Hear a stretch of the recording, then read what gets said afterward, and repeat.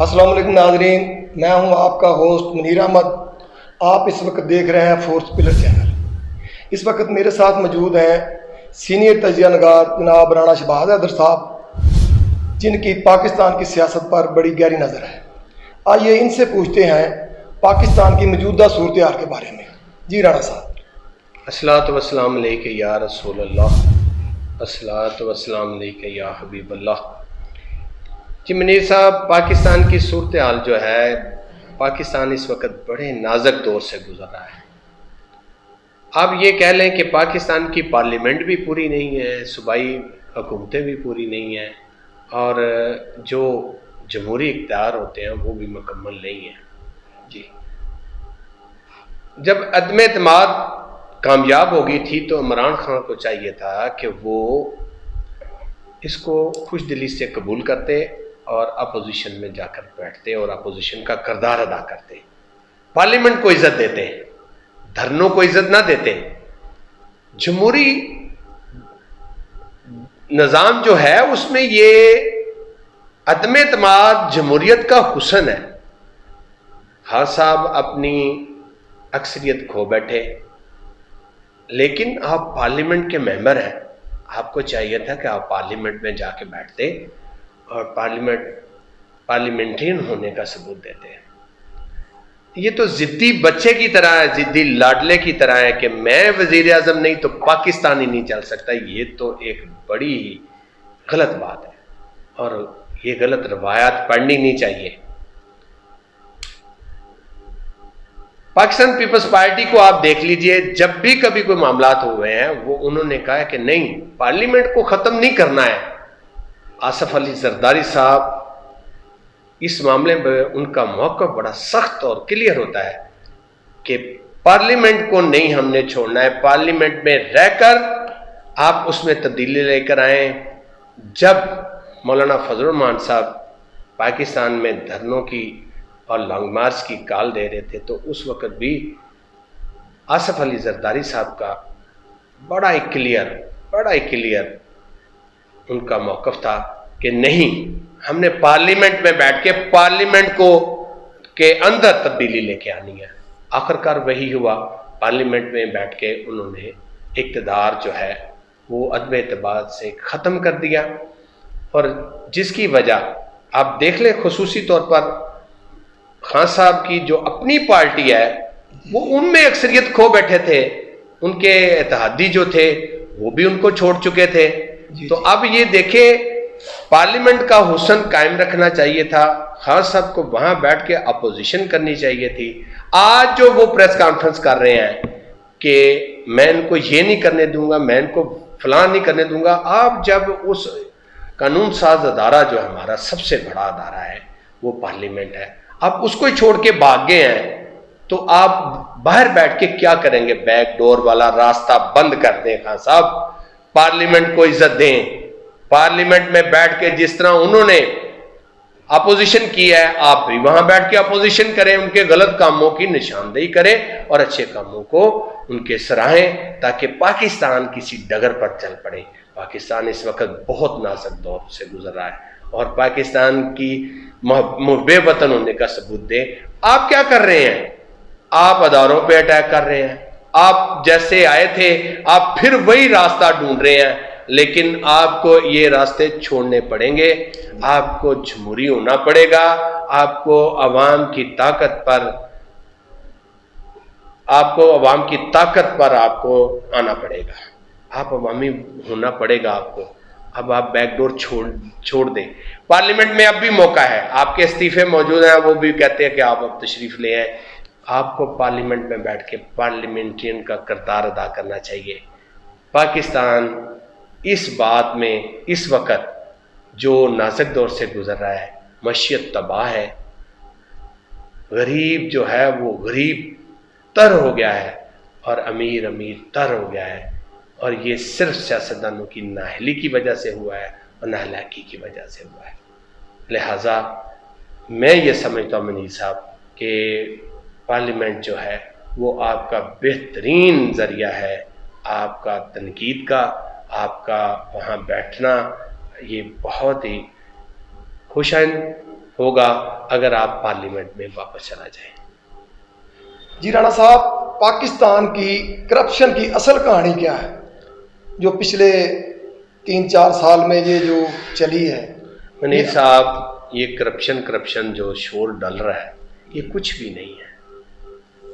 Corruption جو ہے، جو گورنمنٹ آتی ہے اس کے جو پارلیمنٹ میں لوگ موجود ہیں وہی تاجر ہیں، وہی فلور ملوں کے، چینی کی ملوں کے مالک ہیں اور گھی کی ملوں کے مالک ہیں۔ ان کو کوئی پوچھنے والا نہیں ہے، یہ اپنی مرضی کر رہے ہیں۔ اور جب تک یہ تاجر جو ہے، جب تک پارلیمنٹ میں جا کے بیٹھ کے تاجر بنے گا تو وہ منافع کمائے گا۔ ان کو پارلیمنٹ سے باہر کرنا پڑے گا۔ عام آدمی جو سوچ رکھتا ہے، جو ٹیلنٹ رکھتا ہے، جو پاکستان کا محب وطن ہے، وہ غریب آدمی ہے۔ امیر صرف اپنے پیسے کے اضافے کے لیے وہاں پارلیمنٹ میں گیا ہوا ہے، اور وہ اپنے بزنس کو بڑھانے کے لیے وہ پارلیمنٹ کا حصہ بنے ہوئے۔ کرپشن یہ کوئی ڈھونڈنی نہیں پڑنی ہے، صرف اپنے ارد گرد دائیں بائیں پارلیمنٹ میں ہی جو حزب اقتدار ہے ان کو دیکھنا پڑے گا۔ اور کوئی لیڈر ایسا آئے کہ ان پارلیمنٹرین کو بٹھا کے ہاتھ جوڑ کے کہ پاکستان کو 75 سال آپ لوگ اور آپ کے آباء اجداد لوٹتے رہے ہیں، اب بس کریں، پاکستان میں سکت نہیں رہ گئی ہے، اب اس کی حالت بڑی ابتر ہو گئی ہوئی ہے، آپ ایسا کریں کہ اب لوٹنا بند کر دیں کچھ دیر کے لیے۔ جیسے یہ لوگ لوٹنا بند کریں گے، ذخیرہ اندوزی کی حالت یہ ہے منیر صاحب کہ جب آپ ذخیرہ اندوزی ہوگی تو پھر دیکھیں قلت بڑھے گی، ریٹس بڑھیں گے، اپنی مرضی کے ریٹ چلیں گے۔ 2200 روپیہ گندم کا ریٹ طے ہوا ہے، کہاں ہے حکومت کی ریٹ؟ کہاں ہے ریاست؟ کہاں ہے؟ غلہ منڈی میں آج بھی 2829 روپے وہ گندم بک رہی ہے۔ وہ محترم حکومت کدھر ہے؟ حکومت کی ریٹ کہاں ہے؟ جب تک یہ ریٹس پر کنٹرول نہیں کیا جائے گا عوام کی حالت نہیں بدلے گی، عوام کی حالت ابتر سے ابتر ہوتی جائے گی۔ خودکشیاں ہو رہی ہیں، نوجوان نسل کے پاس نوکریاں نہیں ہیں، اور جن کے پاس نوکریاں نہیں وہ ڈکیتیوں میں لگے ہوئے ہیں، اور وہ بیچارے کچھ مر جاتے ہیں ڈکیتیاں کرتے ہوئے، اور کچھ جو ہے وہ اپنی زندگی کو داؤ پر لگا کر وہ اپنے ان بے راہ روی پر چل پڑے ہیں۔ کرپشن جو ہے وہ سیاستدانوں نے کی ہے، اور سیاستدانوں سے ہی واپس لینے پڑیں گے۔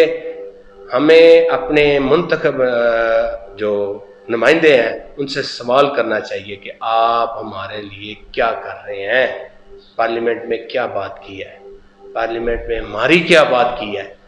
ہماری حالت یہ ہے کہ ہمارے لوگ جو ہیں وہ جب ہمارا نمائندہ آتا ہے اس سے سیلفیاں لے رہے ہیں، سیلفی قوم بن چکے ہوئے ہیں ہم سوال کرتے ہی نہیں ان سے۔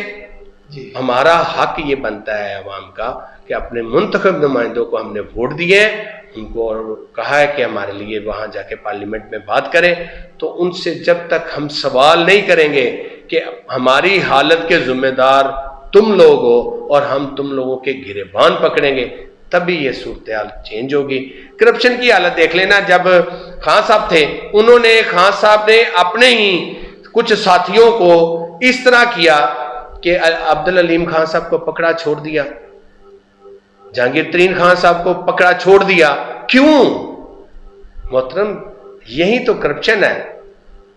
حضرت عمر فاروق رضی اللہ تعالیٰ کا واقعہ یاد نہیں ہے کہ ان کو سوال ہو گیا تھا تو انہوں نے خطبہ دیتے ہوئے ممبر چھوڑ دیا تھا کہ مجھ پہ سوال ہو گیا ہے، میں اب جمعہ نہیں پڑھا سکتا۔ انہوں نے کہا 2 چادریں کہاں سے لے لی ہیں؟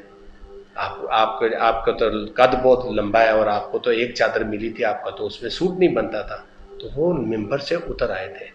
کہاں ہے مدینہ ریاست جو کہہ رہے ہیں جی مدینے کی ریاست بنائی ہے ہم نے؟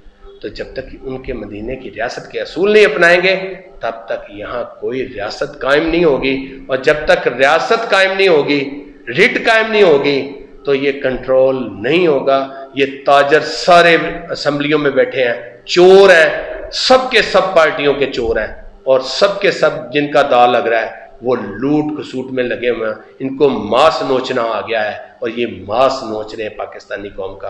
اور جب تک ان کے گریبان نہیں پکڑیں گے آپ لوگ، عوام نہیں پکڑے گی اس وقت تک حالات بہتر نہیں ہوں گے۔ جی رانا صاحب، پاکستان ان مسائل سے کیسے نکل سکتا ہے؟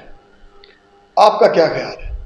منیر صاحب، پاکستان ان مسائل سے ایسے نکل سکتا ہے کہ ہماری عوام کو چاہیے کہ ہوش کے ناخن لیں، اپنے منتخب نمائندوں سے سوال کریں کہ ہمیں آپ آئی ایم ایف سے کیسے جان چھڑائیں گے۔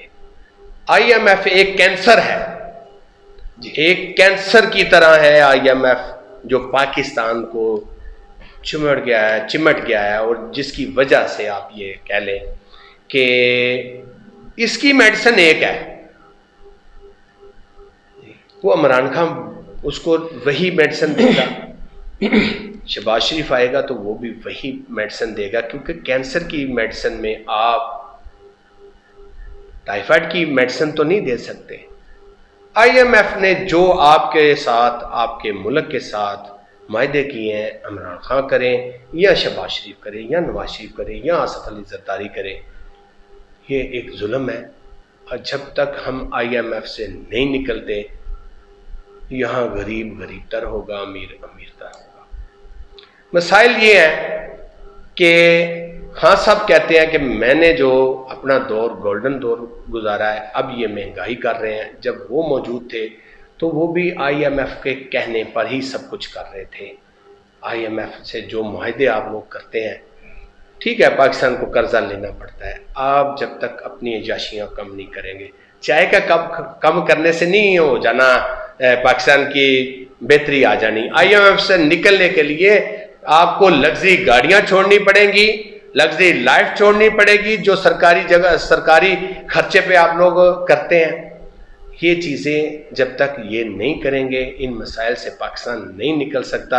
اور کوئی یہ کہے کہ پچھلی گورنمنٹ کچھ کر گئی ہے، محترم یہ نہیں بات ہے۔ صرف آئی ایم ایف کے پروگرام پر چلنا ہر گورنمنٹ کی مجبوری ہے۔ جیسے میں نے کہا کینسر کی میڈیسن عمران خان کے پاس ہو تو کسی کو کینسر ہو گیا تو وہ کینسر کی میڈیسن دے گا۔